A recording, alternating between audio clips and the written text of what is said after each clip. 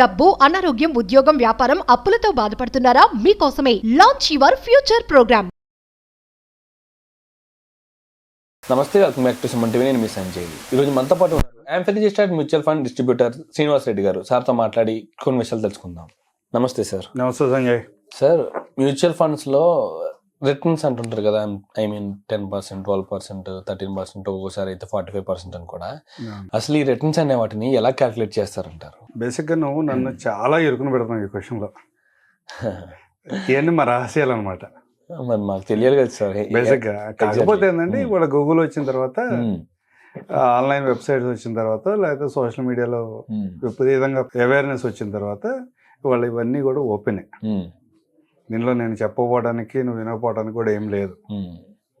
బేసిక్గా 3 రకాల calculations okay mutual ఫండ్లో కానీ, డైలీ లైఫ్లో కానీ ఇంట్రెస్ట్ క్యాలిక్యులేషన్ 3 రకాలు. ఒకటి ఐఆర్ఆర్, 2 ఎక్స్ఐఆర్ఆర్. ఓకే, రెండింటికి డిఫరెన్స్ ఏంటండి చెప్తాను.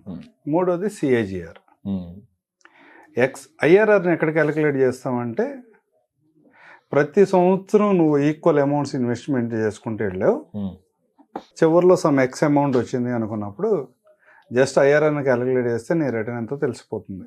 Okay, internal rate of return అంటాం. ఓకే, రెండోది వచ్చేప్పటికి XIRR, extended internal rate of return. అంటే మన ఇన్వెస్ట్మెంట్స్ అన్నీ కూడా ఎప్పుడు పర్టికులర్గా ఈ డేట్లో అనుకున్నాం, ఈ డేట్లో చదివితేనే ఏముండదు కదా. అవును సార్. ఒకరోజు ఇన్వెస్ట్మెంట్ ఈ రోజు ఇన్వెస్ట్మెంట్ చేస్తాం, మళ్ళీ ఒక 4 రోజుల తర్వాత దాన్ని విత్డ్రా చేస్తాము, మళ్ళీ ఒక 15 రోజుల తర్వాత ఇన్వెస్ట్ చేస్తాము. ఓవర్ ద పీరియడ్ కొంత అక్యుములేట్ అయి ఉంటుంది.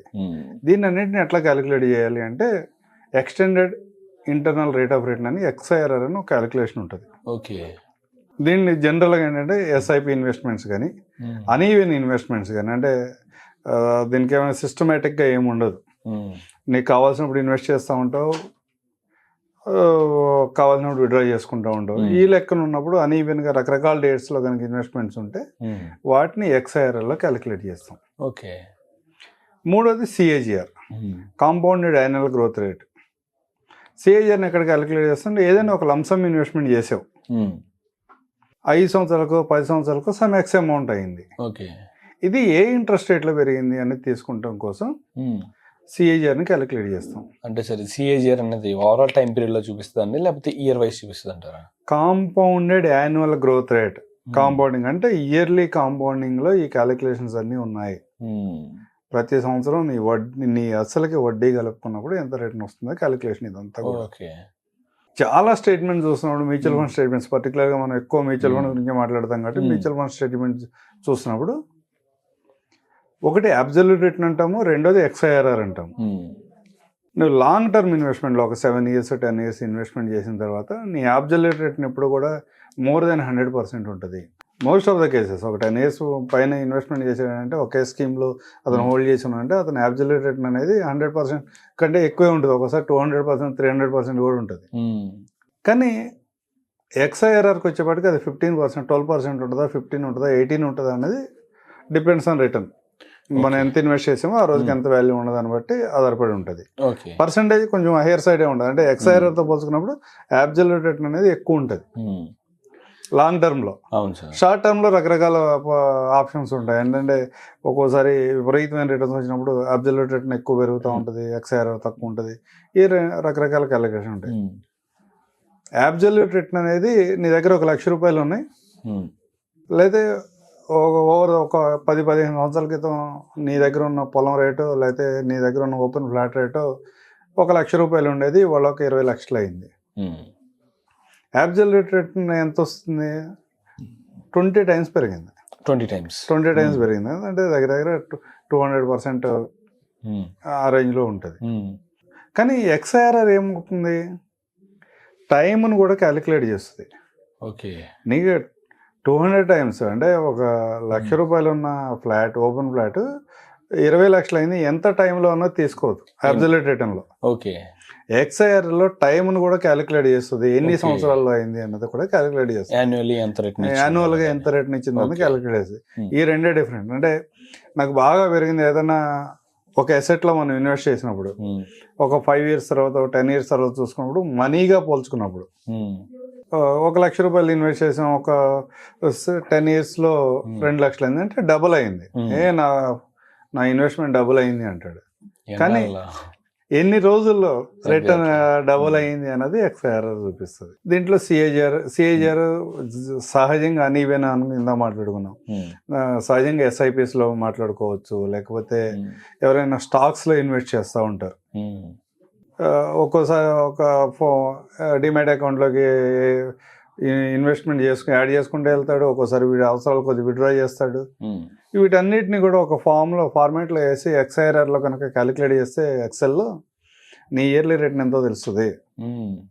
ఒక 1 year చార్ట్ కనుక నువ్వు ప్రిపేర్ చేయగలిగితే దాంట్లోంచి షార్ట్ టర్మ్ క్యాపిటల్ గెయిన్ ఎంత పెడుతున్నావు, లాంగ్ టర్మ్ క్యాపిటల్ గెయిన్ ఎంత కడుతున్నావు అనేది 2 కూడా క్యాలిక్యులేట్ చేసుకోగలిగితే మిగతా రిటర్న్ నీకు వచ్చినట్టు. ఓకే, అది కూడా యాన్యువల్లీ అంటారా?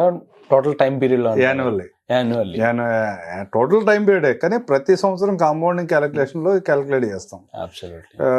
అంటే ప్రాపర్గా, అంటే నేను ఏదో ఒక వర్క్ చేస్తున్నా, బిజినెస్ చేస్తున్నా, లేదా ఒక ట్రేడింగ్ చేస్తున్నా, నాకు రిటర్న్ ఎంత వచ్చింది ఈ 1 yearలో అనేది నువ్వు ప్రాపర్గా క్యాలిక్యులేట్ చేయాలనుకున్నావు అనుకో, ఒక ఎక్సెల్ షీట్ తీసుకుని డేట్స్ అన్ని ఒక పక్కన వేసుకుని ఇంకో కాలంలో ఎన్ని ఎంట్రీస్, ఇన్వెస్ట్మెంట్స్ కానీ విత్డ్రాల్ కానీ చేసుకుని, నీ ఇన్వెస్ట్మెంట్స్ అంటే నీ దగ్గర నుంచి బయటకు వెళ్తున్నాయి, నీ విత్డ్రాల్స్ అంటే నీ దగ్గరకు వచ్చినాయి. ఇన్వెస్ట్మెంట్స్ అన్నింటినీ నెగిటివ్ వేసుకుని విత్డ్రాల్స్ అన్నింటినీ పాజిటివ్ వేసుకున్న కన్నా నువ్వు క్యాలిక్యులేట్ చేస్తే నీ యాక్చువల్ రిటర్న్ ఏంటంటే నీకు తెలుస్తుంది.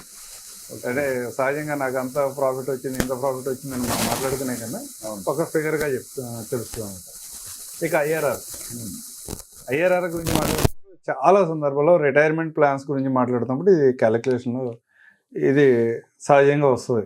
ఓకే, కొన్ని ప్లాన్స్ ఎలా చెప్తామంటే మేము ఒక 10 సంవత్సరాలుగా ఒక నెలకు 2 లక్షలు, సంవత్సరానికి 2 లక్షలు 10 సంవత్సరాలు పే చేయండి. ఒక 20 years నుంచి ప్రతి సంవత్సరం ఒక 2 lakhs మీరు ఏదైతే పే చేస్తున్నారో అది ప్రతి సంవత్సరం విత్డ్రా చేసుకోండి. ఓవర్ ద పీరియడ్ మీరు కట్టిన అమౌంట్ కూడా విత్డ్రా చేసుకున్న 25 years తర్వాత 30 years తర్వాత స్కీమ్ని బట్టి, ఆ ప్లాన్ ఉన్న ప్రాపర్టీస్ని బట్టి చెప్తారు. ఎస్డబ్ల్యూపీ కూడా కాదు, అంటే లైక్ ఇవన్నీ కూడా పెన్షన్ ప్లాన్స్లోను, రిటైర్మెంట్ ప్లాన్స్లోను వీటిలో వర్కౌట్ అవుతుంది. ఎస్డబ్ల్యూపీలో కూడా అదే క్యాలిక్యులేషన్. ఈ క్యాలిక్యులేషన్ వచ్చినప్పుడు ఎక్కడ కూడా అలాంటి వాటిలో మేము చెప్పేటప్పుడు పర్సంటేజ్ గురించి మాట్లాడడం, ఓన్లీ మనీ గురించి మాట్లాడతాం. మనీ గురించి మాట్లాడుతాం. ఒక 10 years పే చేస్తున్నావు, ఒక 10 lakhs పే చేస్తున్నావు, ఒక 30 years తీసుకున్నావు అంటే 30 lakhs తీసుకుంటున్నావు. ఎండ్ టైంలో నువ్వు కట్టిన స్టార్టింగ్లో ఇన్వెస్ట్ చేసే ఏదైతే ఫస్ట్ 10 years మొదటి 10 సంవత్సరాలు ఏదైతే ఇన్వెస్ట్ చేసావో ఆ 10 lakhs కూడా విత్డ్రా చేసుకుంటున్నావు కదా, చివరిలో ఇచ్చేస్తున్నావు. ఇవన్నీ క్యాలిక్యులేషన్ చూడటానికి ఎలా ఉంటుందంటే, మనం ఇన్వెస్ట్ చేసిన అమౌంట్ వెనక్కి బ్యాక్ వచ్చేస్తుంది, మధ్యలో 30 lakhs వస్తుంది. అంటే సేల్స్ పిచ్లో అయితే చాలా బాగుంది. అవును సార్. అలాంటిది రిటర్న్ ఎంత వస్తుంది? 7% వస్తుందా, 8% వస్తుందా, 11 వస్తుందా, 12 వస్తుందా, 5 వస్తుందా, క్యాలిక్యులేట్ చేసుకుంటాక ఐఆర్ఆర్ ఉపయోగపడుతుంది. ఓకే, ఈవెన్ ఇన్వెస్ట్మెంట్స్ ప్రతి సంవత్సరం పర్టికులర్ డేకి మనం ఇన్వెస్ట్ చేస్తున్నాం, పర్టికులర్ డేలో విత్డ్రా చేసుకుంటాం. మళ్ళీ కొన్ని సంవత్సరాలు ఇన్వెస్ట్ చేసిన తర్వాత పర్టికులర్ డేకి విత్డ్రా చేసుకుంటూ వెళ్తున్నాం అనుకున్నప్పుడు సేమ్ మంత్ సేమ్ డేట్లో విత్డ్రా చేస్తున్నాం అనుకున్నప్పుడు ఈ ఐఆర్ఆర్ ఉపయోగపడుతుంది అనమాట. ఓకే, ఈ 3 కూడా ఎందుకు తెలుసుకోవాలి అంటే, బేసిక్గా మనం అందరం పనిచేసేది దీనికోసమే, ఎర్న్ చేయడానికి. ఎర్న్ చేసిన అమౌంట్ నువ్వు వేరే చోట ఎక్కడో చోట ఇన్వెస్ట్ చేయాలి. నువ్వు జాబ్ చేస్తున్నావు, ఇంకోటి బిజినెస్ చేస్తున్నావు, వచ్చిన ప్రాఫిట్స్ నుంచి ఆ మనీని తీసుకెళ్ళి ఎక్కడోసారి ఇన్వెస్ట్ చేయాలి. ఐదర్ గోల్డ్లో ఇన్వెస్ట్ చేస్తావా, రియల్ ఎస్టేట్లో చేస్తావా, ఎక్కడైనా చేయి. అండ్ సార్ వన్ థింగ్, ఇంకొకటి సార్, ఇప్పుడు నార్మల్గా మనం ఇన్వెస్ట్ చేస్తాం, ఎస్ఐపి చేస్తున్నాం అనుకుందాం ఎవ్రీ మంత్. నార్మల్గా నాకు యావరేజ్గా ఒక 15% ఇయర్ దాటాక, ఒక 1 year కంప్లీట్ అయ్యాక 50% రిటర్న్ చూపిస్తుంది అనుకుందాం. అవును. ఆ 15% ఓవరాల్ పీరియడ్ టైంలో అంటారా అది, లేకపోతే సంథింగ్ ఎవ్రీ మంత్ ఇన్వెస్ట్మెంట్ మీద 15% అంటారా? అది టైంను కూడా నువ్వు ఏ రోజు ఇన్వెస్ట్ చేసావు కూడా క్యాలిక్యులేట్ అవుతుంది.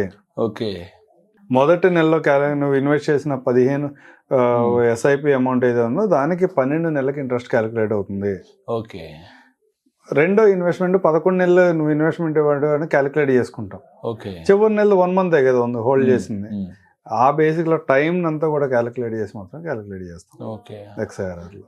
ఓకే, అందువల్ల జనరల్గా ఏంటంటే, మీరు ఇన్వెస్ట్మెంట్ చేసిన సింగిల్ ఇన్వెస్ట్మెంట్ చేస్తే 5 or 6 yearsలో డబుల్ అవుతుందని చెప్తాం. అంటే మీ అమౌంట్ అంతా కూడా డే 1లోనే ఇన్వెస్ట్మెంట్ చేశారు కాబట్టి అవును 15% అంటే 5 yearsలో డబుల్ అవుతుంది, 6% 12% తీసుకుంటే 6 yearsలో డబుల్ అవుతుందని చెప్తాం. అదే ఎస్ఐపి ఇన్వెస్ట్మెంట్స్ మంత్లీ ఇన్వెస్ట్ చేసుకుంటూ వెళ్తున్నాం అంటే 15% రిటర్న్ వస్తే కూడా నీ ఇన్వెస్ట్మెంట్ డబుల్ అవడానికి 10 years పడుతుంది.